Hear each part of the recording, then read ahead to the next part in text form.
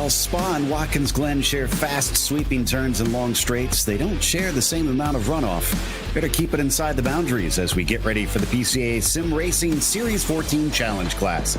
And you'll see it all live here on RaceSpotTV. Hi, I'm Joe Peak, and with me in the booth tonight is Ron Mons. Behind the scenes is our director, Hugo Luis. We're thrilled to have Princess Cruises as the 2025 PCA title sponsor. As the official cruise vacation partner of Series 14, they provide exclusive offers, including world-leading itineraries across a fleet of 16 elegant ships, sailing to more than 330 global destinations. Reach out to the PCA concierge team to book your next adventure today by calling 833-679-2188. Well, this will be it for our second group, and as we can see, we got quite the schedule coming up here, Ron, but I do like these first two tracks that they've started it with. We are starting this season off on two classic sports car racing facilities all across the globe, Spa and Watkins Glen. When you think of sports car racing, those two really pop into our heads. But looking through the rest of the calendar that we have as well, you look at tracks like the Indianapolis Motor Speedway Road Course, Laguna Seca, Aragon, Zolder, and VIR to bring the 7-round championship to a close. We've got some really awesome and rather intriguing races to look ahead to as we get to the end of this championship in mid-December. Without a doubt. And speaking of that championship right now, Jeffrey Block is leading with his victory last time out. Ed Trippett sitting in second with James Schulmer there in the third spot. From there, you've got DiVincenzo, Nye, Messer, Galais, Jones, Lidback, and Legault rounding out your top 10 as they finished on the road at Spa in the first race. But they are out in the midst of their qualifying currently, and it looks like right now Antonio da Silva has the quickest lap, and it's by a pretty good margin, Ron. It's almost half a tenth or half a second. Yeah, half a second gap here at Watkins Glen. I wouldn't necessarily say it's a vast yawning chasm. That's a rather big gap for those two up at the front. Doubly so around a track where these racers have a lot of experience running on. So for Da Silva to hold on to a 0.479 second gap at the moment between himself and Tom Goldberg, that's a rather big gap up at the front. And you look behind with some of the gaps right behind, rather close. And it has been broken up a little bit with these racers getting their final times on the board. Look at Johan Nye jumping up to second. Indeed, so that gets it a lot closer. 0.08 of a second between himself and the current pole sitter. Checking to see, and yeah, okay, so Da Silva and Nye have both completed their 3 laps. They are done.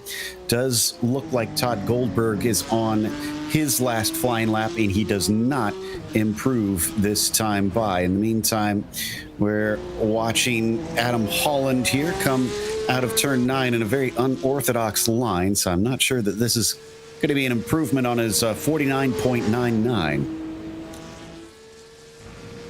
Yeah, I'm not entirely sure if it will be, and with the time running out in this qualifying session, these drivers running out of opportunities to get it done. But here at Watkins Glen, I feel like there's enough overtaking opportunities and enough spots for chaos to break out in this 1-hour-long race that lies ahead, that this qualifying, it's certainly important, don't get me wrong, but I think these racers still have a way to bounce back, even if they have a somewhat disappointing qualifying session by their own standards / expectations, as they had that practice session a little bit earlier on, maybe thinking of a different way for this qualifying session to roll. But hey, there's still a lot of opportunities and a lot of time to bounce back, even if this qualifying session is a little bit underneath what they may have had in mind. We're riding on board with Goldberg, who almost goes off the track there at the toe of the boot. He's already taken his 3 laps, though, so he's done. Patrick Aguirre in the number 22, who actually sits last on the field currently, is one of the few left that can set a time. 30 seconds left. I'm not sure that there's anybody even behind him who could put another time in. So I'm keeping an eye over on that number 22 machine while we continue to watch the 99 come through the last few corners. Very high speed corners, these last two. First the left and then on to the right with no runoff to the outside. And he is going to keep it within the boundaries. But Patrick does improve 53.2, and he jumps up one spot. One is better than none, I suppose.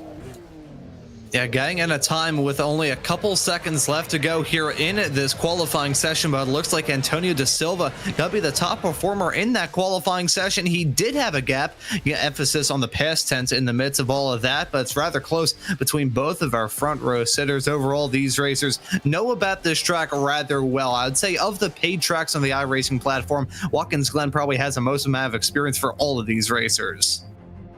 Antonio da Silva then takes the pole position. Johan Nye will start from second next to him. After that, Todd Goldberg, good enough for third. Dave Jones will be P4. Robert Galaise, a fifth for him, flanked by Adam Holland in the number 144 in at sixth position. Thomas Doherty starts in seventh. James Legault in P8. From there, Jeffrey Block starts ninth, and Anthony DiVincenzo will round out your top 10. Ed Trippett starts in 11th, row 6, then sees John Kaplan to his outside. Andrew Hillman starts from 13th spot. Jonathan Sasportas will start in 14th. Keith Markison in 15th. Next to him, it is Chris Drankovic in the number 009. David Sauntry starts in 17th. Ben Whitehurst in the 18th spot, and there's just a couple more cars with Sean Bailey starting in 19th, Andy McCune in 20th, Patrick Aguirre in 21st, and Lisa Eskridge rounding out our 22 car field. I believe we're trying to pull up that lap for Da Silva, so let's see how he managed this 149.2. Why don't you talk us through, Ron? Yeah, let's take a look at this lap from Da Silva as he heads his way in that downhill run off into turn number 1. We saw this drama break out in the races last week and even a little bit earlier on this week for that matter. Turn 1 of Watkins Glen, always a bit of a silent killer. These S's, though, super tough in these Porsche Cup cars, as you can see, just trying to keep that momentum rolling, keep that foot pinned onto that throttle pedal. Side-by-side racing through there, may see some racers lift, and we did see that 1 week ago. Now heading off into the bus stop, the inner loop, whatever you want to call it, it's a menace either way, and you can see the changed curve on the inside of the first part of that section. Gonna cause these racers to be a bit uneasy as they head their way off through there now into the carousel, the outer loop. Want to keep the momentum rolling through there. Now you head off into the boot section. This is such a tough corner to try and nail down. It is always so difficult to manage the braking zone down off into this boot section. Now off into the toe, you can see this uphill, seemingly never-ending right-hander, right-hander hairpin, I should say, as you head your way off through there. Now have a small little flat-out blast that we saw be a bit of a good overtaking opportunity for some racers 1 week ago here on Race Spot. May see that once again here tonight. Now off into my favorite corner in the world, the third to last turn around this track, turn number 9. You can see even on Da Silva's pole lap, there is no good way of running through there. Basically like trying to drink scalding hot coffee after coming back from the dentist with your face full of Novocaine. You can't really do that all too well. Now through the second to last turn of turn number 10, pretty okay spot to maybe make up some time, and that's a spot where you can make or break your lap. You can see that safer barrier on the outside, no runoff area to speak of. That's a lap from Antonio da Silva, pretty nicely held around this racetrack, but it puts on full display, even with our pole sitter, how challenging this racetrack can be, even when you set in a good time. Da Silva wasn't here for the first round 2 weeks ago either, so he needs to try and get a good result from this. In kind of opposite comparison, you've got Jeffrey Block, who took the win back at Spa. He's only starting in 9th spot. That's going to be a really tough one for him. About a minute left in this warm-up, and these drivers have made their bed. Now they're going to have to try and do with it what they can as we watch Holland in the Roxy machine circulate just a bit, and then DiVincenzo here, who runs the number 420 out there today, coming up to that inner loop section. We saw a fair bit of incidents there last time out in the sport class, so hopefully the challenge class can manage to get through there without too many issues. And we think about that corner, we have to think about the fact that this track recently got a brand new lick of paint. The additions made to this track, it doesn't come down to only graphical changes, as you can see with the very pretty curbs around this track. You do have the change in the curb in the first part of there, rather different. And even though this is a sports car, the Porsche Cup car hits the curbs a heck of a lot better than any open wheeler on the planet, frankly. It's still a rough ride heading your way off through there. The curbs off through the bus stop, I always like to say that they're all or nothing curbs. You either hit them completely, smash your shock absorbers, and maybe get some wheels up off the deck, or you just don't even bother touching them with a 10-foot pole. You either have to do one or the other. If you do a half and half sort of thing and you end up with 2 or 3 wheels up in the air and one still down on the ground, that's probably going to be when your car tries to do its best impression of a lawnmower. Exactly. And yeah, we especially saw a number of cars going through that inner loop at that section, going through the grass, and just unfortunately having to take a slowdown penalty, or in some cases winding up smashing into another car. So they're all lined up now 2 by 2 with about those 3 corners to go as we look back from the safety car at this 22 car field. They'll be released for 60 minutes of racing. We haven't touched on it yet today, but we do have a scheduled pit stop. They will not have enough fuel, Ron, to make it to the end. And so far, that actually has been a bit of a talking point in the first 3 races here at the Glen. Yeah, we have seen the strategy play a massive role in how these races have shaked out here at the Glen. You got to worry about keeping it clean out there on the racetrack, but with a tough pit entry and tough pit exit, super tough to try and nail down the run through pit lane as well, both from trying to execute and make sure you avoid picking up a pit entry or pit exit penalty, and also make sure you nail down the strategy right. Make sure you have enough fuel in that race car to make it to the end, not too much fuel so you can drive all the way over the Canadian border. There's a lot of stuff these racers have to manage in this race that lies ahead. I could best describe it as juggling chainsaws. All right, they've been released, and there is the green flag. De Silva on the loud pedal has a decent start, but it looks like Goldberg is going to be able to try and challenge Johan Nye coming down into the 90.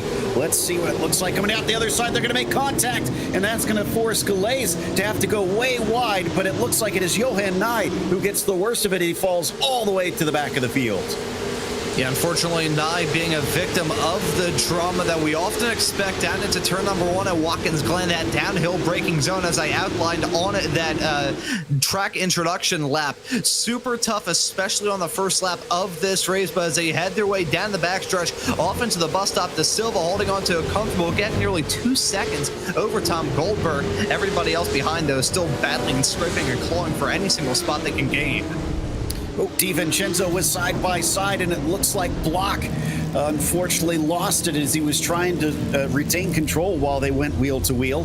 He wound up in the wall, as you can clearly see, trying to get the car going, but he's going to have to take that spare car because it was a pretty good wallop. Yeah, you can see the front end of that car already caved in. That's a horrendous start for your race winner last time out at Spa. So he's going to look to try and do damage control throughout the rest of tonight's racing action. It's been a hectic start here at Watkins Glen, but we still have some battling to talk about. Side-by-side scrapping off into turn number 8. So look at that. That's Dave Jones and Thomas Doherty battling for P3 at the moment. Looks like Dave's going to hold on to that third place. Galay's behind them. Still going wheel to wheel with Holland. He'll get a better exit. Holland will have to slot back in line. Doherty is going to again attack. This time, though, he is able to use his bravery to overtake through the penultimate turn. A very rare opportunity that you ever see passing through there. Yeah, heading off into turn number 10. I said it's a good spot to gain some time, but not really a good spot to gain a spot. So side-by-side racing off through there can be tough, as look at this, diving down into turn number 1. That's not going to work for Gales as he goes off the track in dramatic fashion, locking up the wheel. He's now going to drop back down to P6. Again, shows you the challenges of making a move work down to 1. So Dave Jones gets that 4th place back. Adam Holland's right on top of him, but we're going to have a massive accident. It's hard to avoid the carnage here, and he's actually going backwards. Oh, but he bounces off and into another car. I think that was Santry who wound up hitting him. I get that he was maybe trying to do the right thing, but that went horribly awry.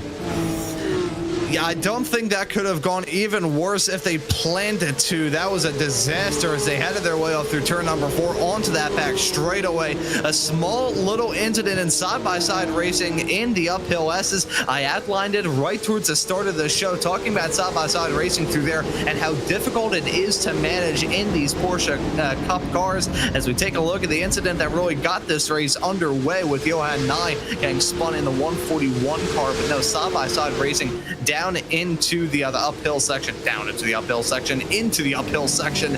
Never really going to fly too well in these cars. Yeah, and we saw that incident with Block right at the very start. He got a black flag for that one. Oof. As unfortunately, it was that incident there, Jeffrey Block, that he was penalized for. Delays, yeah, he was trying to hold it out of the way, but when he steered it into that little tire barrier, that bounced him back off and just caused a massive accident. They're honestly very lucky that it wasn't worse. So Santry, involved in a separate incident. He wasn't the one that hit him. A third car with problems coming through there. Oh, Ben Whitehurst was the one that ran into the side of it. Nothing that he could have done as the car bounced across the track as if it was a rubber ball. And David Santry got involved in some drama very similar to what kicked off that drama in the first place. Side-by-side racing in the uphill between 3 and 4. You got that wall on the outside. The crossover road goes underneath that part of the racetrack. You hit that, and one car is going to bounce off the wall into the other, and that car is going to bounce from one side of the track and swipe across onto the other. Unfortunate stuff there. Kind of expected with side-by-side racing, though, as you head your way up through that part of the track. Such a shame for those racers to get involved in drama, even though we're not even 5 minutes into this race. Back with John Kaplan now. This is in 12th. Patrick Aguirre just in front of him, holding on to that 11th position. Haven't seen any more penalties since that initial one, but I imagine they are being looked at as we had some unfortunate kerfuffles out there on the track. In the meantime, close but not close enough for Kaplan, who chases in the sort of gold bronze colored car behind Aguirre in the red, white, and black. It's a little bit farther back that we get a nice little a couple cars, actually. Lisa Eskridge, who started at the back of the field, up to 14th and leading McCune, Drankovic, and Johan Nye, although Nye is absolutely out of position. While behind them looks like that was Santry and Block who were battling for that, for what I believe was, they're a lap down, so they're not even involved with these cars ahead of them.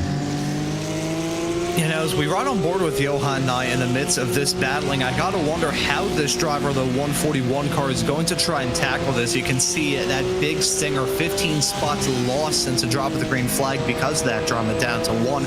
I wonder, are you going to try and kind of divide and conquer in this battle? You still have the side-by-side racing going on right in front of you between McCune and Drankovic as they head their way down into 1. Nye gonna try and get alongside Battleless late breakers down into 1 as they nearly make contact right in front. Here, Johan Nye, how exactly do you tackle this battle as David Santry actually got to get a move done on Nye? I think that kind of speaks volumes. I think Nye is maybe taking it a little bit easy in this battle. He knows that he has a fast race car. I mean, hey, you wouldn't be starting up at the front in this race if he didn't. So I wonder if he's deciding to take it easy, let all the drama of the early stages go by the wayside, and then you can really turn up the wick a little bit later on. He might wind up losing a lot of time if he does that, though. He can't hold back behind these cars that have lesser pace than him for very long. He will need to try and duck out and maybe take a pit stop to avoid them, I imagine, as one car pulling off to the side there was McCune. I'm not sure if that was a defense or not. Jeffrey Block, as we said, that red and white car is not in a battle with him. Have a chance, though, for Nye, the Dutch driver, down to the inside of the toe of the boot, and he slices through with ease on 525. Yeah, so pretty nice move as they headed their way down into the toe. I outlined it a little bit earlier on in the show. Turn 7, a good spot to go side by side, but this flat out blast that follows it gives the racers an opportunity to fight back, and McCune nearly went for it on 9, but he backs out of it. That 525 car dropping down pretty badly on this lap of the race. I'm not sure exactly what the deal is with the 525 machine. Meanwhile, a little bit farther up towards the front, as much as it's spread out up at the exact front, the battling for the final 2 spots inside the top 5. So very much awesome. I think Thomas Doherty, did he have a moment? Yes, he did. There he is in the runoff area of 1. What has happened to your at one point podium runner? I think he had a similar problem to what we saw other cars have into that first corner. Outbraked himself and just wound up in the runoff. He's back on his way and continues in 7th. Looks like Robert Goulet is the latest to be given a black flag for the various incidents that we've seen. While up ahead of them, I think Edward Trippett and Dave Jones just swapped positions, so moved the 444 into 5th.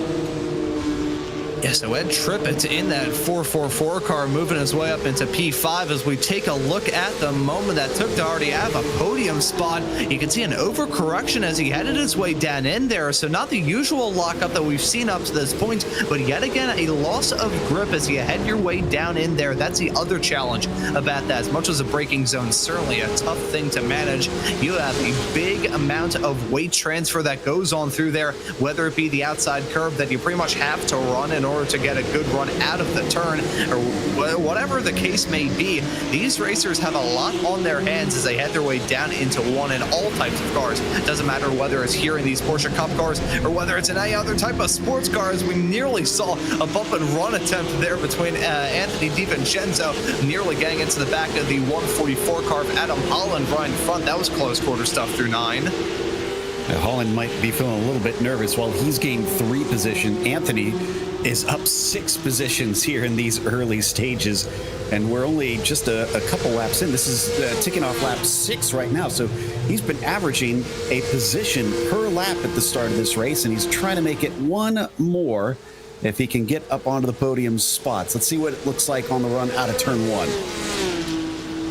Yeah, who got the best run up the hill? We run on board with the 420 car of Anthony DiVincenzo. He has been able to side his way through the field, cut through it like a hot knife through butter, and let's see if he'll be able to get 1 more spot and jump that car up into a podium spot. I don't think he's close enough as they head their way down to the braking zone of the inner loop, but you can see a little bit of hesitance there on the turn in from Holland. It looked like he turned in once and then turned in yet again. I wonder if that's down to these racers still trying to find their comfort zone with that brand new curb. I know it seems like such a small change, but a small change can make a huge difference. And around a track like this and a section like that is where you need full commitment and full confidence in your race car. A small little alteration like that may take a little while to get used to. Certainly, and they have had the best chance to try and practice that because, of course, we've had 3 other races before this one, so they've seen what the pitfalls are from the 3 other classes. Still not quite close enough. Holland just going to hold them at an arm's length for that 3rd position. So they've got time. They're only 10 minutes into this race, maybe 11 minutes now, we should say.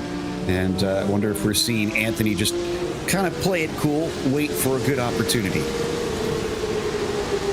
And we get into this point of the race where after the drama and the chaos in the early stages, as the smoke has now cleared, these racers have a clearer sight of the race that lies ahead, and they're thinking, hey, we've still got well over 45 minutes left to go in this race. There's so much that can go on out there on the racetrack. We still have those pit stops to worry about, but you can see DiVincenzo thought about down the inside into turn number 1. That would have been a bold and audacious move if he went for it, but he thought better of it. I think these racers are thinking about the longer run as we get a little bit farther along in this race. Again, they have the pit stops to worry about. They have so much racing action left to try and tackle that throwing everything at this race right now, maybe not the smartest decision.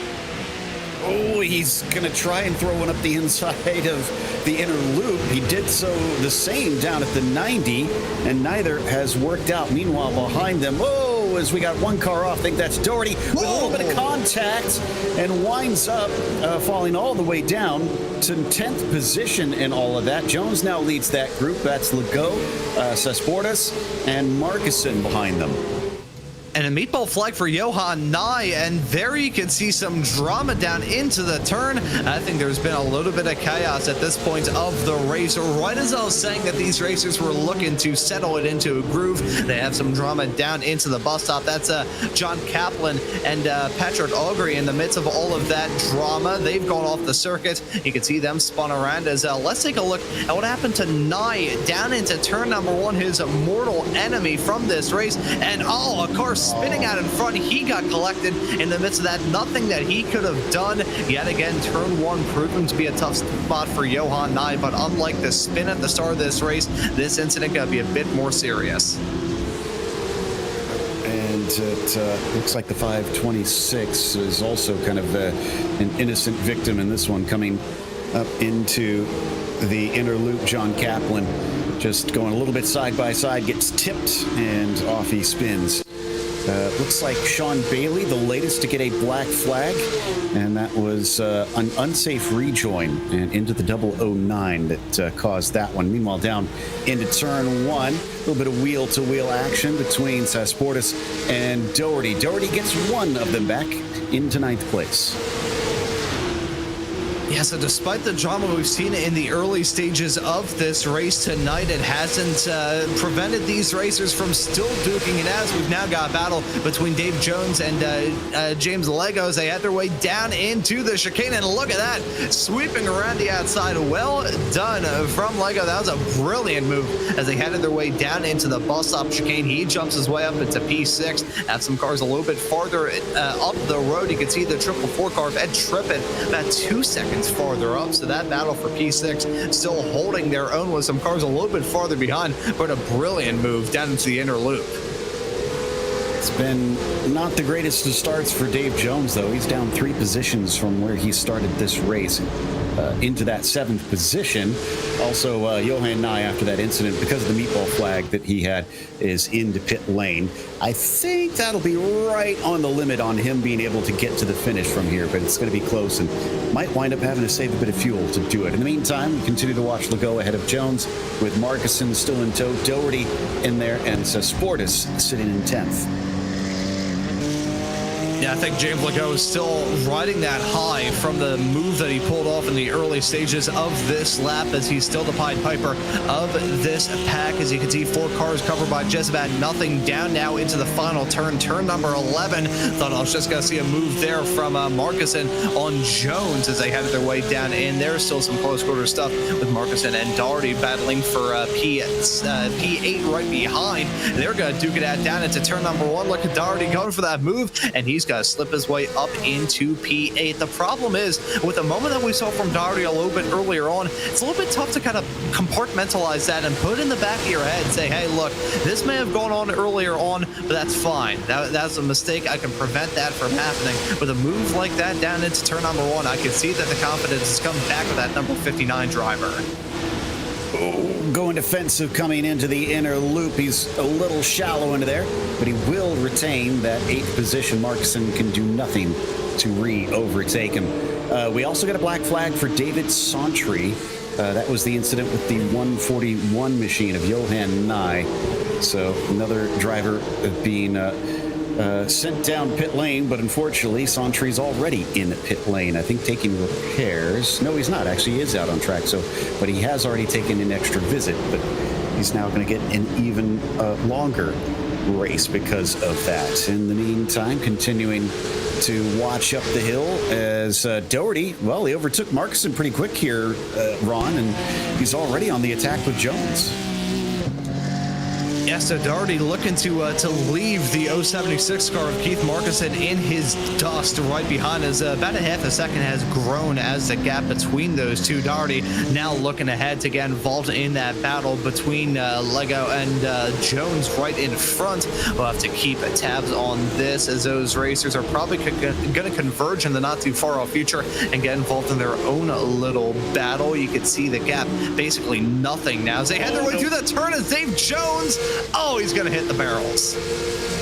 I've watched that happen in real life, and thankfully here in the virtual world, they don't have the sand being spread all over the track when you plow into them that quickly. But look at how damaged the car is.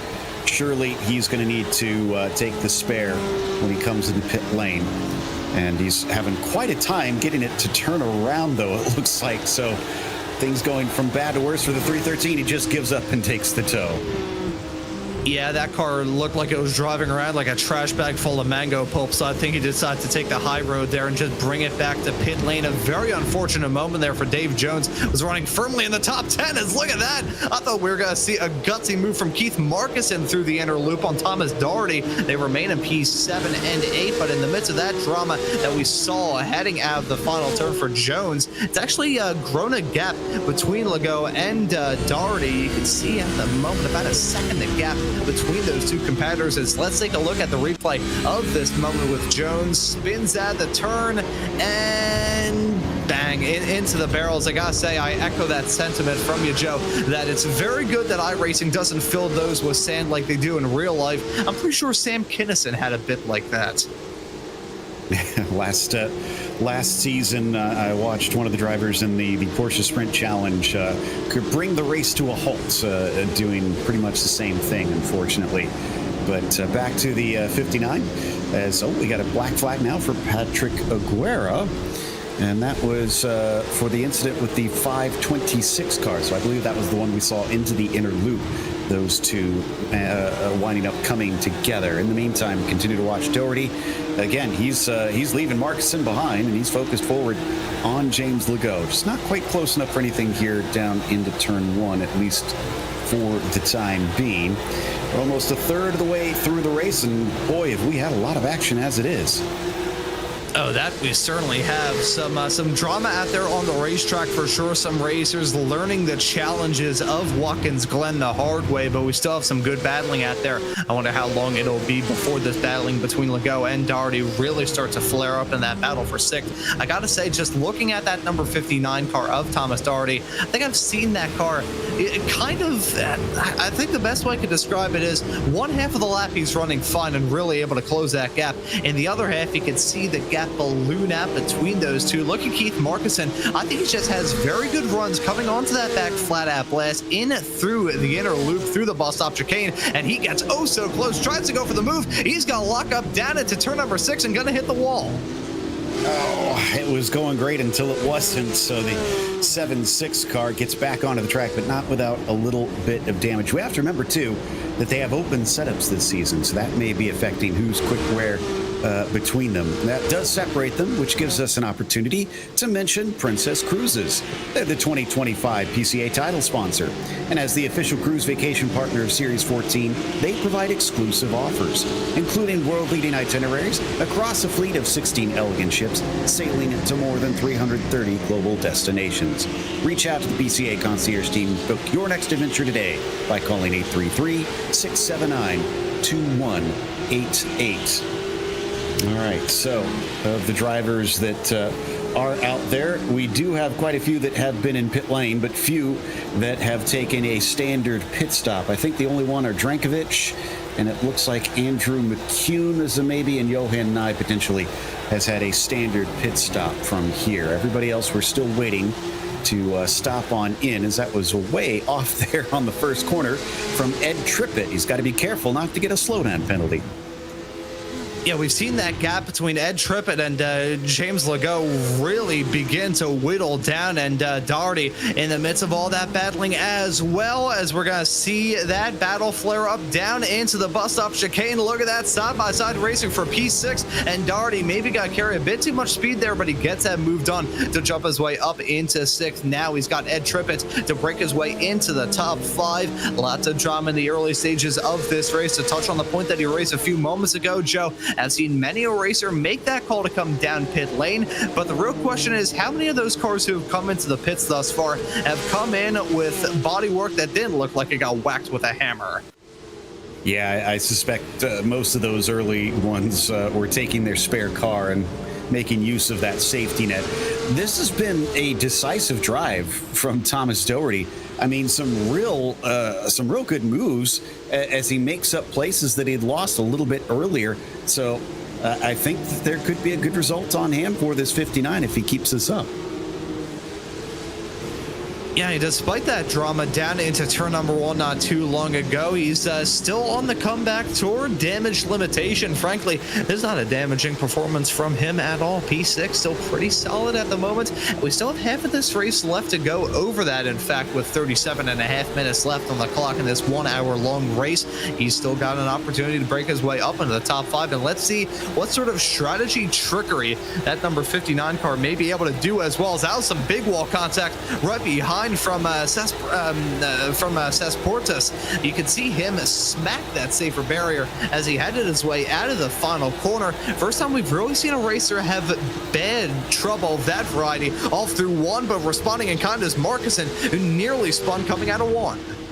And remember, Markussen, we saw make some contact with the outside of the chute, so I wonder if he's dealing with an ill-handling car, especially into some of those left-hand corners there.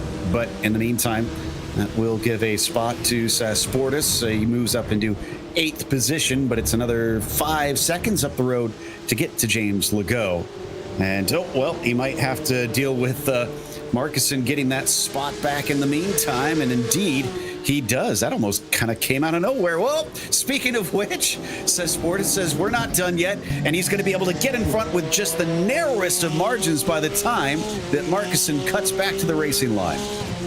Yeah, I think there may have been a little bumper-to-bumper contact as they had their way off through turn number 6. These two really scrapping hard as Sportis nearly went off the track once again. That was heading down into turn number 7, off through the toe of the boot. You could see him carrying a whole lot of speed in through there. Markussen, meanwhile, applying that pressure expertly to the back of the 765 car right in front. Had to get the numbers in the right order there. This battle for 8th is still rather intense. I don't think they're necessarily worried about the cars a little bit farther up the road. They're preoccupied in the battling with themselves, and if they do start to battle hard, you have to look at it. I believe that's actually a lap car there a little bit farther in the back. A shot as that's Sportis jumping the curb on the outside of turn number 10. You can run the curbs and utilize those track limits quite a lot around here, sometimes to your own advantage, but that is a very dangerous game to play, because if you pick up a slowdown through here, especially coming out of turn number 1, that is going to be a big kick in the shins.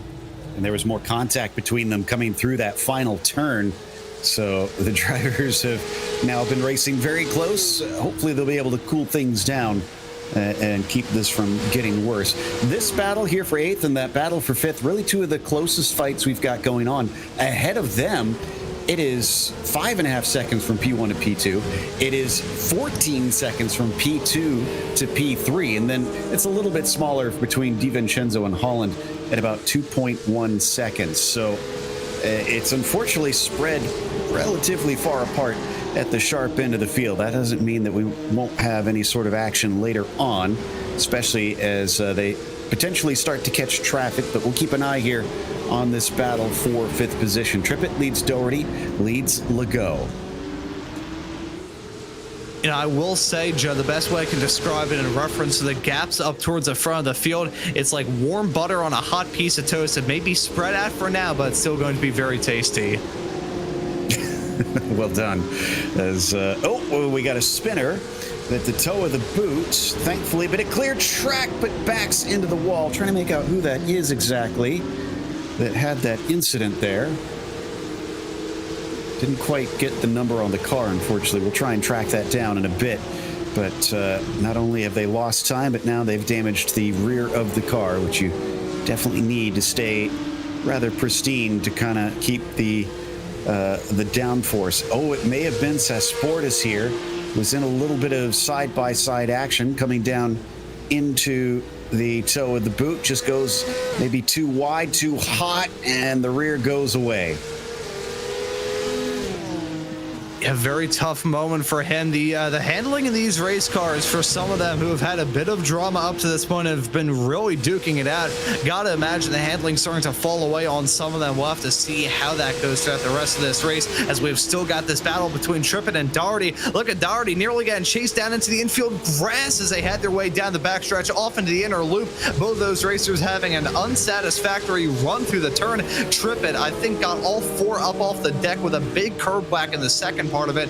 Doherty, meanwhile, was about as slow as a drop of molasses sliding off the frozen metal roof, as he's now got James Legault right behind. So this battle for six still very much on between these two. Legault, he may have been down for a while, but he's not out of it. Not by any stretch of the imagination. Yeah, those two fighting have really brought him back into it. By the way, I think Sportis did, in fact, come into pit lane. So probably going to be one of those taking that free car waiting for him. And oh, actually, no. He's in long. It's 28 seconds now. So I'm not sure if he got a speeding penalty or if he has set something wrong up and forgot to use his have his spare car at the ready. Sometimes that can force you to take repairs and take you in a long stop. We'll look into that a little bit here as we continue to watch the battle for fifth on the track. Trippett and the 444 at the front of the group doing a very good job dealing with the pressure. Yeah, the pressure still building in these battles as Adam Holland has made the call to come down pit lane. That's a rather crucial moment in this race. The first time that we've seen one of these racers up towards the top end of the field, both in the top 10, the top 5, to come down pit lane. So Holland going to be a trendsetter here potentially. Will he be a trendsetter, or is this going to be a slightly off call compared to what everybody else is going to do? It's been a dramatic race up to this point, but how spread out it is up in the front, I think that could be a hotbed for these racers to try and throw some very odd things at the wall to see what sticks. Could be a sole insert from their shoe, could be some leftovers they had the other day. Who knows what they're going to throw at the wall? Who knows what's going to stick? But I think with the situation up at the front, these racers may get a little bit experimental. But here's the thing. I was watching Holland's time. It was 22 seconds. That is massively long. We're looking at most drivers being stationary for anywhere between 13 and 16 seconds. So Holland's probably not going to be making up spots as we ride on board with the 59. And Legault, who had his brief moment of thinking he might have a chance at this, has dropped well behind this number 59 car. Now it is focused forward for Legault, or for Doherty rather, on Trippett, just ahead of him, trying to see if he can take that fourth spot now that they've been promoted one by our pitting Holland. I gotta say, Ed Trippett has put on a pretty good defensive drive just to keep Thomas Doherty behind. After that spin from the 59 car in the earlier stages of this race, he's been on a charge. That 444 car, I should say, the 444 of Trippett, has been able to drive the widest Porsche Cup car that I've ever seen. And Doherty gonna admit defeat as he comes down pit lane, trying to make up some moves through strategy and strategy alone, as a 59 car. He'll be the latest racer to come down pit lane, but a black flag on pit entry. He must have been speeding on his way in, checking to see what his speed was as he gets to the cones, and yeah, he was well over. So unfortunately, that's a pretty slam dunk, and he's going to have to spend some extra time. So what he thought was going to be an undercut is unlikely to see him jump up any spots by the time he returns. Trippett essentially on his own now, with Legault almost 2 seconds behind him, up ahead of them. You do have, looks like this is a lap car I think we've got watching on screen right now.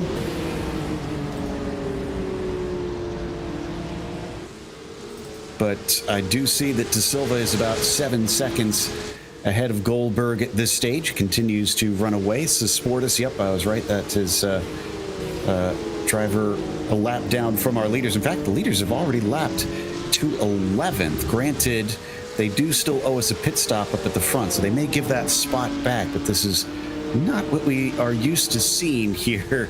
This many cars being lapped, let alone at the halfway point of the race. Yeah, Antonio Da Silva putting on a masterful drive at the moment up at the front. The driver of the number 24 car started from the pole and has never really looked back. Holds on to a 7-second gap up at the front, a minute-long gap even down to P7, and as you said, has lapped up all the way through to the front door of the top 10. So this is a pretty good drive from Antonio Da Silva as it stands right now. So that pit stop to worry about. We're about halfway through this race, but if he can keep on that same performance, keep on that same trajectory, we're going to see for the first time this season here in the PCA Challenge class a pole sitter convert into victory. Didn't see it last time out at Spa, may see it this week here at Watkins Glen. Knowing my luck though, I probably just jinxed it and Da Silva is going to get struck by a falling anvil in a few moments time. We'll watch and see whether the racing gods are looking to spite us today. Unfortunately, with some of those pit stops, that really, really took away some of our, all of our battles, really. All the drivers are at least a second and a half or more apart.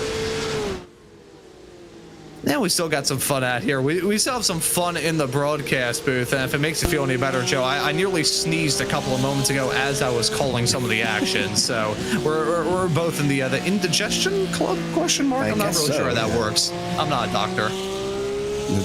Ravioli not sitting well with me, I guess. But in the meantime, back with Legault into fifth position.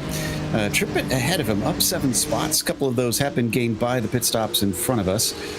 Holland back out after that 22-second stop. Where did Doherty wind up? Oh, my goodness.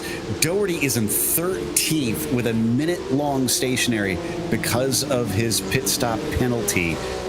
Ouch, that's going to be a painful one. I'm not sure if we'll even see him back into the top 5 by the time this is over with. Looking at Jeffrey Block in the meantime, he's currently fighting for 18th position.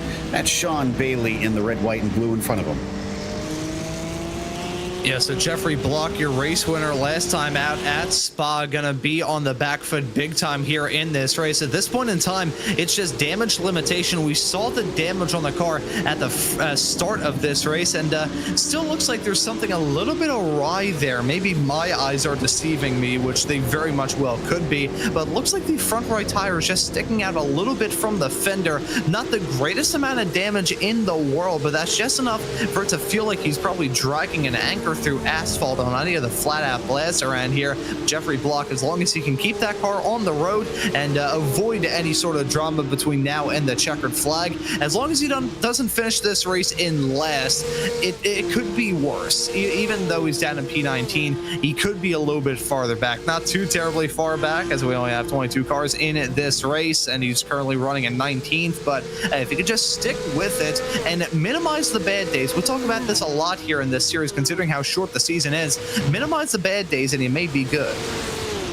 And you are right. Good eye. He does have a little bit of damage on the driver's right front of that car. So that's going to make life a bit difficult, especially on this portion of the track. You can see he's not anywhere close to Sean Bailey at this stage. Now that car behind them is Santry, and while he is in 21st, he's about a minute and a half behind, it looks like, that car. So that's going to be a lap behind that number 389 machine at this stage. Past the halfway point into this race, and I don't think this is all done with yet, though we have seen some separation. There are a few that were waiting for those pit stops to cycle through to see where they come out. In fact, I can report that James Legault, for a brief moment, was within a second of Ed Trippett. So after it seemed like Ed had gotten himself a buffer, or maybe he's had a few problems, and James has picked up the pace. Whoa! That was a late move from Santry. I was about to say, oh boy, that could have ended in tears as they had their way down into turn at number 8 as Keith Markson made the call to come down pit lane just now in the 076. He comes in from P6 in this race. Just want to touch on Legault, though. I think his pace has been rather up and down all throughout this race. I've seen him sometimes be really in the firm comfort zone. Other times I've seen him drop back, as that's Jeffrey Block making the call to come down pit lane for the second time in this race. That is going to be a scheduled stop for him. Was definitely going to be a big mountain to climb if he did want to make it to the end on fuel. A big mountain to climb, which I'm pretty sure would have been an impossibility, frankly. But as we saw Keith Marquez make that call to come down pit lane, only spent 13 seconds down in the pit stall. So look at him to maybe have a good performance here in this race. He's been a standout star with some pretty nice moves, and exits out of the pits in 8th. In 8th place, but well behind Adam Holland, who we saw possibly looking at a podium earlier on in this event, but his long pit stop has probably undone that. In the meantime, we continue to follow Trippett versus Legault. What was down to about a second is grown to about 1.3 between the pair of them. So Trippett's seen that 27 car get ever closer, responding and making sure to keep him at bay. We see Jeffrey Block's pit stop off to the side. It looks like he also may have had some sort of penalty or something. That was a very long stop at 38 seconds. Yeah, that is a super long stop, even with the... Actually, I wonder, because he had that incident in the early stages, was that to maybe repair the damage on that car? That could be it, because we only have one spare allotted in this series, if my memory serves me correctly, which it very much well could not. I can't even remember where I leave my keys more often than not. But yeah, probably repair the damage on that car, and there's only so much Red Bull you can feed your mechanics before iRacing will say, you know, you need to give them a little bit of water. Yeah, you're right. It's a good call. That likely was, in fact, him having to take repairs after already taking the spare car and wasting it early. That's one of those reasons we'll often see drivers maybe hold on to that if they can, if they don't need it, just in case later in the race. So still following. Oh, and it was 1.4. Well, now it's down to 0.8 of a second. Legault and Trippett have a bit of a yo-yo battle happening here, where there's a gain and there's a loss, and somewhere in between, they're eventually going to meet if they keep this up. You know, as my father would say, the gap between these two has gone up and down like Otis Elevator. It has been rather topsy-turvy between these two all throughout this first stint, but as we are now very close to entering the final third of this race, I wonder who's going to be able to come out on top, who's going to jump in front of the other. I wonder who's been able to save some good fuel. James Legault has probably gotten some good fuel numbers just because he's gotten a good amount of draft thus far in this race. I wonder if he's maybe been thinking about doing a bit of fuel saving, maybe trying to stretch out that fuel tank just a little bit more. He's very comfortable at the moment running in the coattails of Ed Trippett, but Trippett got to make that call to come down pit lane first. There he is in the 444 car coming in from P4. Interesting. Maybe trying to avoid any sort of undercut. We'll let him take care of his services in the meantime. We're thrilled to have Princess Cruises as the 2025 PCA title sponsor. As the official cruise vacation partner of Series 14, they provide exclusive offers, including world-leading itineraries across a fleet of 16 elegant ships sailing to more than 330 global destinations. Reach out to the PCA concierge team to book your next adventure today by calling 833-679-2188. So, got some very interesting calls for sure in this race. In fact, Trippett, it's going to be close on whether or not he comes out ahead of Holland. Holland, I think, is just going to squeak by, but Ed is going to be a lot closer. In fact, within a second behind that pink machine. Yeah, so that's going to be a good battle to keep our eyes on, as you can still see some pressure being applied to him with a lap car in the midst of all of that. Don't say a lap car can't affect how these races shake out. That may be a swapperoo that has to go on here soon, but Trippett now in a battle to remain inside of a pretty all right spot. Was in the top 5, now running in 6th, and we still have to keep our eyes on Legault and everybody else who hasn't made that call to come down pit lane just yet. Now that we're in the final third, I think we're going to see that slow trickle of racers coming into the pits turn into a full-on flood. Everybody has to come down pit lane. Everybody needs to do it. Everybody has to do it, and everybody will be doing it soon. This is a race that we've probably seen the most amount of varied pit strategies thus far this season, Joe. It's been rather fascinating to see what these racers have been cooking up thus far. But the big thing is here that Holland remained the highest driver to have pitted in spite of that. So Trippett not able to jump him. I wonder if we'll see DiVincenzo get out ahead of him, because we know that Legault likely is going to wind up behind unless he has some stellar laps here with his clear air to maybe try to run away with things. We'll have to watch this space and see. In the meantime, this is De Silva putting a lap on John Kaplan. Kaplan staying off to the side. That is 10th place, but John, again, is already taking a pit stop, and De Silva has not. So he's going to give that lap back to him, at least temporarily, in this final third of the race. Yeah, playing the patient game at the moment. I think all these racers who have seen the drama that went on in the first third, they're thinking, you know what? Even though we're getting to the end of this race, there is no point throwing total caution to the wind and allowing this race to fall away from ourselves just because of decisions made by ourselves. These racers taking it easy as we get a little bit farther along, but still in the midst of lap traffic pandemonium. Now, if I was Antonio De Silva, obviously these racers have their own strategy calls, and I'm sure De Silva has a target lap of when he wants to come down pit lane. For me, though, I maybe would have said, you know what, let's come in now and get away from all this lap traffic drama at the moment up at the front, holding on to that gap still, but it has gone down a lot between himself and Tom Goldberg, just having to slow up to avoid making contact with the lap car, avoid picking up some damage. Even though he does have that one fast spare, the one spare allotted to him, he has still got to worry about keeping a clean race car and running a smooth event here at the Glen. So De Silva losing out on a bit of time because of these lap cars, but now that he's cleared just about everybody, he'll be able to stretch his legs out a little bit. And on the contrary to what I just said in reference to coming down pit lane, you also have to worry about where you exit out too. It could be a good thing if you come into the pits in the midst of a lap traffic situation, but if you come out of the pits and you find yourself in even more lap traffic drama, you didn't really help yourself out too much there, did you? Yeah, and that's what my immediate thought was as soon as you mentioned it. Yes, it could be good to get out of this traffic, but he needs someone watching behind him to see where he'll exit out and to kind of make that call, because it could be a damned if you do, damned if you don't situation for the 24. He's now into some clear air, so if he can afford another lap or so, he could probably keep pushing it. We hop on board with Johan Nye here with 9 positions lost. Not the day that he was looking for. Barely trying to creep into the top 10 if he can catch and pass Kaplan in the bronze machine. Yeah, we'll have to see if that battle will be able to flare up between now and the end of this race. Certainly an unfortunate way that Johan Nye's event has gone thus far. But even with the drama he's been involved in, as you can see, big bit of smoke as Antonio De Silva has come into the pits from the race lead. I wonder if De Silva at a moment, yes, he has, as he's picked up a black flag and has damage on that car as well.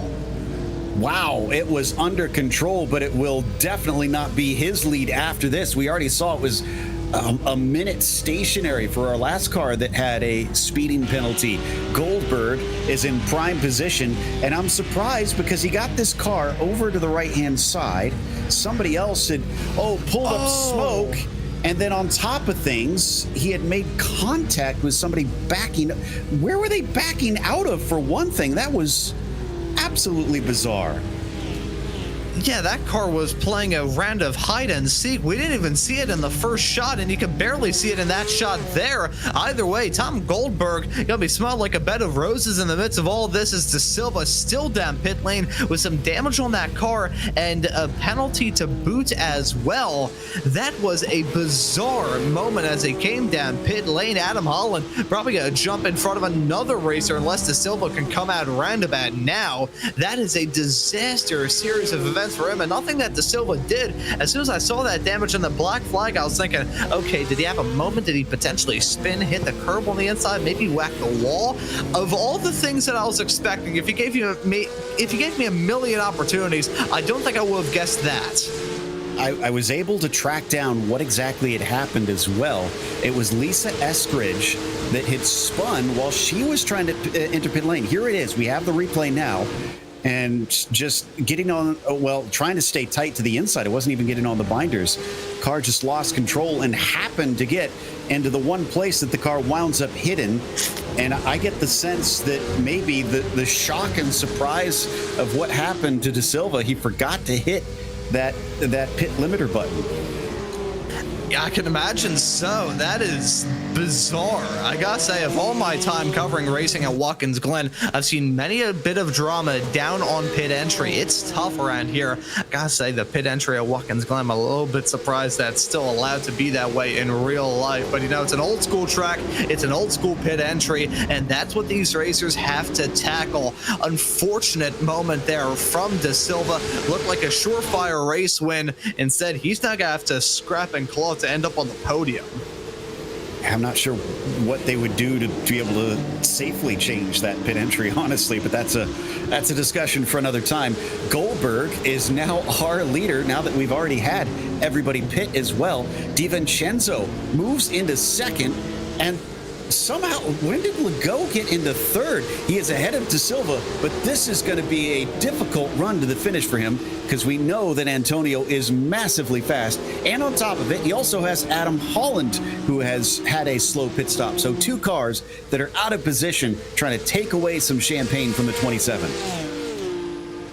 Yeah, so at the moment, these three, all of which have had their fair share of bad luck, a fair share of falling anvils up to this point, all trying to regain a little bit of glory at the end of this event. They've got their Acme Great Strength umbrellas over their heads, and they're now going to be able to protect themselves between now and the end. I will apologize to Antonio De Silva. I think this may come down to the jinx that I threw at him a little bit earlier on in this broadcast, but he's still in an all right spot, running in P4.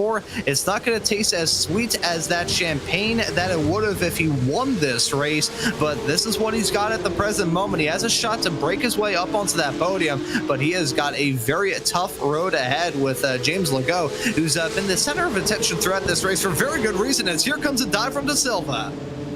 De Silva wasting no time. He manages to go on by Legault, who just about loses the car, climbing the curves. Holland spies an opportunity because of that, tries to show his nose, coming down into the toe of the boot, but Legault recovers in time and holds on to fourth position.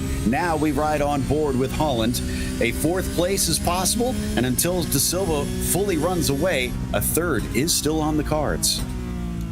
Yeah, you can never rule it out with the amount of time we have left to go in this race. You know, it may not seem like a lot, and compared to the 1 hour that we started with, it really isn't. But a lot of drama can go on in the next 11 minutes and 15 seconds of this event. It's Watkins Glen. We saw how much drama we saw in the first 11 minutes of this race. What sort of drama and chaos we can expect in the final 11 minutes, only time will tell. But this battle for the final podium spot is still going to be intense. As you can see, Adam Holland with a rather tight line off through the final turn. One thing that I love about Watkins Glen, you know, it is a fixture of the NASCAR schedule, but we aren't running on the NASCAR lab. But this is the sort of racetrack where, even though it's a road course, you can run a lot of different lines just depending on what sort of comfort level you have in your race car. And to the point that you raised a little bit earlier on, Joe, open setups for this season here in the PCA world. So these racers probably have varied different strategies, very different setups, and very different driving styles as well. We got to see that put on full display tonight. Ooh, there was an attempt to try and fight back. Legault is not taking this one laying down. Wasn't able to successfully get by De Silva, but he's shown his intent. Holland dropping off behind them, not completely. It's about a second back now. And if they do start battling, you could still see that Rexy car get back in touch with them. Yeah, so as much as that gap has certainly grown out between your P4 and P5 runners, a lot of time left for things to get turned on their head once again. All of these racers, frankly, have had their races turned on their heads in more ways than one. So it's all about adapting, all about overcoming, see if they can maximize their situation at the end of this race and walk away with the W. Speaking of, Thomas Goldberg holding on that, Todd Goldberg, my apologies, holds on to a 24.5 second gap nearly up at the front, and Anthony DiVincenzo on track for P2 in that 420 car. He's had a wild race up to this point. And speaking of a driver with a wild race, Johan Nye, even with multiple incidents down into turn number 1, both of which weren't really his fault, frankly, he's on track to finish this race in P9 as long as he can keep it clean. Don't want to throw out another commentator's jinx now, but Johan Nye really putting in an impressive performance considering how much bad luck he's had thus far this evening. Yeah, and I mean, I love a never say die attitude. So really credit to him getting back out there, trying his best to make good on what was a disappointing situation. Andrew McCune, our latest to be given a black flag. Trying to see if that was anything on pit entry. That may have been pit entry, actually. That or he had too many incidents and was forced to come down pit lane. So yeah, there is the entry there. Don't see any smoke, so maybe that was an incident limits issue. Could very well be the case. This is a sort of racetrack where you can collect those incident points like their Pokemon cards. Super easy to pick up those 1Xs just for the off tracks. If you had some drama in the early stages, certainly pick up the 4Xs as well. Now, I gotta say, we start off this season with 2 tracks where the incident points have been a bit of a problem either in the past or in the present. I remember back in the days when Spa was rather notorious on the iRacing platform for being one where racers would have unbelievable amount of incident points throughout a race and very easily pick up a disqualification. If my memory serves me correctly, to the 4 races that we had there to get this PCA season started, did see a little bit of drama there, did see some racers pick up incident point related penalties. Haven't seen too much of that here at Watkins Glen, but this is still a menace of a racetrack. Yeah, at 25 incidents and you're immediately DQ'd. There's no drive-through penalty. Oh, which I guess now that I say that, that wouldn't have been an incident thing with a car coming in there. But regardless, he's had to go in and serve a penalty. Johan Nye on John Kaplan for the 8th place as 0.5 of a second separate the two of them with 7 minutes left to go on the clock. So maybe somewhere in the range of about 4 or 5 laps left for these drivers. For De Silva, who has been putting in some impressive laps, he's actually quicker than DiVincenzo by a decent margin, but not quick enough to cut down the 7.4 second gap that he also has to make up. If he didn't have to battle with Legault, if he maybe was a second or two quicker in his pit stall, we could see a fight for De Silva trying to at least salvage second, but I don't see it on the cards today. Yeah, see, I'm not sure what sort of people Antonio De Silva knows. I'm not sure if he could get his hands on rocket fuel to put in this car to close up that gap. That would basically be what he needs at the end of this race to reel it in. But still, if he can walk away from this race with a P3, even with that penalty that we saw him get involved in, the incident that he got involved in as well in pit entry, that would still be a very good performance. And frankly, I wouldn't say that he has anything to hang his head low on leaving this track. As look at this side-by-side racing with Johan Nye and John Kaplan as they head their way down into the inner loop. Nye gonna hold on to that P8 spot for now, sweeping around the outside to hold on to John Kaplan. Meanwhile, thought about down the inside, but wasn't able to make that move stick. You can see still very close quarter stuff between these two competitors, running effectively in no man's land with a 10-second gap to the back end of the 076 of Keith Marcuson in 7th, and about 3 and nearly 4 seconds the gap between themselves and Chris Drankovic and the 009 car slotted in 10th. So these two have their own little battle. Not a lot to worry about in the final 5.5 minutes of this race. They're just so prefixed on each other's racing and trying to get that spot in 8th. Indeed. Well, they actually changed positions going through turn 1. Kaplan had managed, or Nye had managed to get by Kaplan. And so that was John actually trying to fight back and Johan successfully rebuffing him. And it looks like he's got the pace as he starts to put a few more car lengths between himself and the 526 machine. But like you said, it's 9 to 10 seconds up to Keith Marcuson. This may be where we see Johan Ny's rise through the field come to a halt. I will still say, though, despite the fact it's not the result that he had in mind after starting towards the north end of the field with that drama down into turn 1 at the very start, with the drama yet again, him being in the middle of a 3-car incident as they headed their way out of here, the fact that Johan Nye may be leaving this race with a top 10 result after all really speaks volumes about the dedication and the ability to never give up in these races. You know, it's a 1-hour long race in all the PCA series. That is a long long night of racing action and plenty of opportunities to have your night go awry. Also plenty of opportunities to make it all back again. And Johan Nye been able to put on a brilliant performance up to this point. If he has a bit more luck in the races that lie ahead, especially the next round of the championship at Indianapolis Motor Speedway on the road course in about 2 weeks' time, he may be able to get a couple of top fives, maybe even a podium, potentially even a win. Certainly showed some pace in qualifying, and if he didn't have those incidents down into turn number 1, who knows what this race may have shaken out for the 141 car. He took a 5th place at Spa, so a decent result there, but this 9th place is not, or 8th place really is not going to be much consolation to him, I can imagine. In the meantime, Holland, a 5th place also with what could have been maybe a top 3. Legault just in front of him. Granted, De Silva getting through. It was always going to be hard to hold back that number 24. In fact, you can see the distance he has put between himself as he zipped by us there on this camera up through the S's, well ahead of this pair. And with the gap starting to grow out a little bit farther as we get to the end of this race, we still have some battles to talk about. One that may flare up, as you can see from that camera shot. Some very odd lines from James Legault and Adam Holland. This battle for the final 2 spots inside the top 5 going to be very intense as we get closer and closer to the very end. And if these two start to duke it out big time and maybe even have a bit of a coming together, you look at the 444 car of Ed Trippett. It's been a very good result, been a very good race for that driver, but he may have a shot to gain at least 1, maybe even 2 more spots between now and the very end, as that was a bad exit out of turn number 7 for Legault. Here comes Holland. He's got the inside. He's fully ahead. Comes back to the racing line just a little bit and covers off James Legault. Nicely done by Adam Holland back into P4. It has been contrasting results here today from round 1. Jeffrey Block, who I had mentioned earlier in the broadcast, took the win back at Spa, only looking at 19th today at best, unless someone in front of him has a wreck. We're in fact 2 laps to go at this stage. Leader has already gone past the start-finish line, which we're just about to hit here. Legault getting awful close behind Holland through that final corner, but can't do anything with it. And let's watch out behind him. Ed Trippett is starting to get ever closer.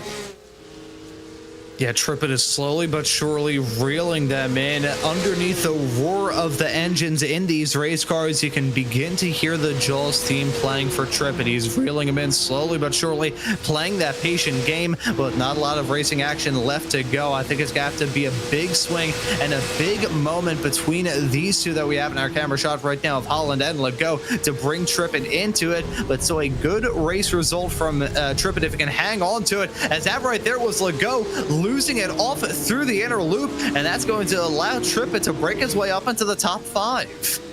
Outbraked himself into there, and yeah, he just essentially has seen his race fall apart a little bit here at the very end after it was such a good run. He's still actually up 2 from where he started, but it could have been maybe a little bit more. Let's watch on board. Did he just simply lock him up? Yeah, that looks like that was way, yeah, you're right. There was no way he was making that. Yeah, let's take a look at this from an outboard shot. I'm sure he locked up that wheel because you can see the smoke in the air, the white flag also in the air for your race leader, Tom Goldberg. But just to wrap up the point on that moment from James Legault, big lockup down into the turn, not the first lockup we've seen thus far in this race. Maybe the last of real note, but that was a huge lockup, and you can see as he tried to turn it in to that inner loop section, steering was about as wide as it is on the other cruise ships for Princess Cruises. He's not out of this yet, though. That's still Trippett in front of him. He'll have 1 lap to try and get closer to that 444 car and see if he can maybe get himself a top 5 finish in this race. Trippett, though, actually doing pretty good, up 6, but he has been done 2 better by DiVincenzo in 2nd place, 8 positions gained for a podium finish for the 420 if he comes home at this from where he is now. So there you can see the German colors on that car as he brings it around the outer loop. He's nowhere near our leader, mind you, but a miss is as good as a mile, I guess they say. He might be 21 seconds behind, but he is still going to come home in second place. Yeah, so a very good drive from a very good result. He only has about a half a lap to hang on to it. But speaking of a good drive and a very flashy looking race car, Todd Goldberg on track for a win in the second round of this championship. 99 just has 2 more corners to go. And let's see, where did he wind up in Spa? As I'm trying to see if I can spot him in there, and I'm not sure he was at Spa. So this might be an opening salvo for him, taking a win as he claims victory here at Watkins Glen and round number 2 of Series 14. And then it's a long wait before we get to the next car down. As Anthony DiVincenzo, we were watching him just a little bit earlier there. He is now going to be able to bring it home with a second place. De Silva, I think if he had 1 or 2 more laps, could have maybe had it. You saw him in the background. Look at that. Anthony is hyped about that one, pumping his fist in celebration. Yeah, and he is happy about that result. Antonio De Silva, I'm not sure what his emotions are going to be at the end of all of this. Maybe a bit of relief that he still walked away with the podium. Maybe a little bit of just kicking himself with that moment down on pit entry. Nothing he could really do in that moment coming into the pits, but either way, going to sting regardless. He walks away with a P3. Probably going to be the most bitter podium from the entirety of this season. But as we see these racers come across the line at the end of this very exciting race for round number 2 of this season here at Watkins Glen. What a way to cap off what has been 2 weeks of great PCA action here at the Glen. I love this track, and these racers, I think some of them are probably going to be leaving this place absolutely despising it, but certainly our race winners, and certainly Todd Goldberg here tonight, going to be leaving this place being a fan. No doubt. This is going to be our last car on the lead lap, Drankovic, and that's going to be 12 cars finishing all laps in this race. So still quite a few compared to what we've been seeing in previous races these 2 weeks that have gone a lap down. But the 009 will be able to bring home at least some decent points here today and can claim that he wasn't caught by that leader, Todd Goldberg. Probably would have been caught, I think, by De Silva based on the pace that we saw. But that's neither here nor there. There's always what ifs in racing, and all we can really know for sure is what the results actually were, which I do believe we have an opportunity to go through because, like we said, Todd Goldberg, your winner over Anthony DiVincenzo. Then you've got Antonio De Silva, only claiming a third after comfortably leading most of the race. Adam Holland was 4th behind him. Ed Trippett, P5. James Legault was 6th, and Keith Marcuson in the 7th spot. Or Keith Marcuson, I think we've got here on our stuff. Johan Nye in 8th as John Kaplan was 9th, and Tom Doherty rounding out your top 10. Then from there, Dave Jones was 11th. Chris Drankovic was 12th. First one a lap down was Andrew Hillman. Jonathan Sisportis was P14. Sean Bailey in 15th, and Lisa Eskridge still coming home in 16th, but not without a few problems in the race. Ben Whitehurst was 17th spot, as Patrick Aguirre was 18th and Jeffrey Block 19th. From there, you get to drivers who had a really awful time. Andy McCune in 20th, 2 laps down, with Galais 3 laps down in 21st, and Santry a DNF in this race, sadly. I think, let's see if we've got Todd. It does not look like we have Todd quite yet. But we do have our second place finisher, Anthony DiVincenzo. So let's bring him in and see what sort of celebrations he's having. We saw you pumping your fist there after you crossed the finish line. 10th to 2nd is not too shabby, sir. It felt pretty good, man. I'm not exactly sure how it happened. I got a feeling that I benefited from some people's hard luck and maybe some missed strategies, but I'm pretty happy to be up here. Yeah, there were some crazy shenanigans going on, probably outside of your vision. But I mean, surely you had to expect a little bit of that with how close the walls here are at Watkins Glen. Yeah, I mean, I've been watching the other groups go. I saw Pro, I saw Club. There's definitely some things happening, and I was with Adam for a while, and suddenly he pitted really early. I'm not sure what happened to him, and when I did go in the pit and I saw that I passed Antonio, I thought something had to happen there. I've been practicing with these guys all week, and I know their pace, and like guys like Jeff Block and Antonio, they've been passing me for the past 2 weeks of doing prelude practices. And so I don't know, I kept it consistent. I guess I kept it consistent enough. Absolutely, and that's all you can ask for. I mean, a fourth and a second is a good sign to start the season. Do you think you can keep these top fives going, more podiums potentially going off to Indy? I hope so. I actually want to give a big thanks to my wife, who is going to be having a baby this Tuesday. It's going to be our second one. So we're going to see kind of, the balance of real life and sim racing. If I could keep it going, we're going to have our hands full. Well, she won't be sharing the champagne with you, but maybe you two can have some celebrations before the bigger celebrations later. And congratulations on both fronts. Hey, thank you so much. I just want to give a big shout out to the PCA, all the coaches, all my training partners. This is always a great time. It's a great hobby. That was Anthony DiVincenzo, our second place finisher here today. In the meantime, I do believe that Ron is caught up with Antonio Da Silva, our third place finisher.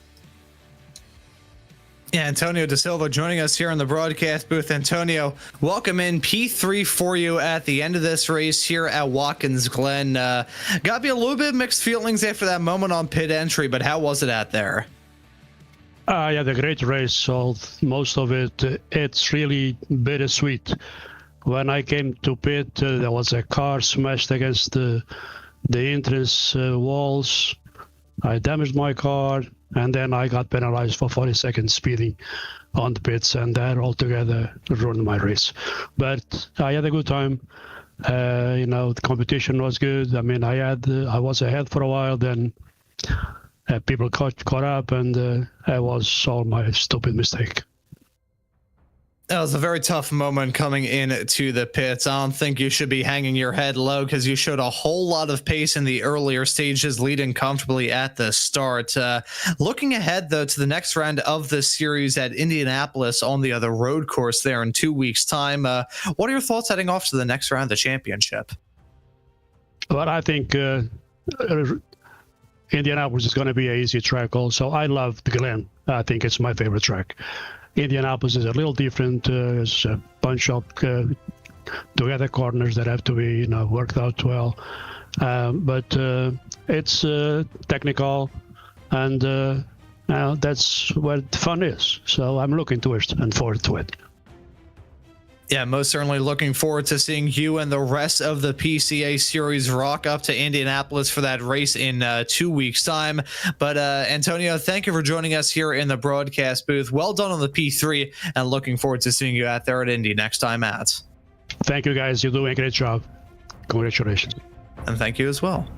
And that right there was Antonio Da Silva, our P3 finisher. Back to you, Joe.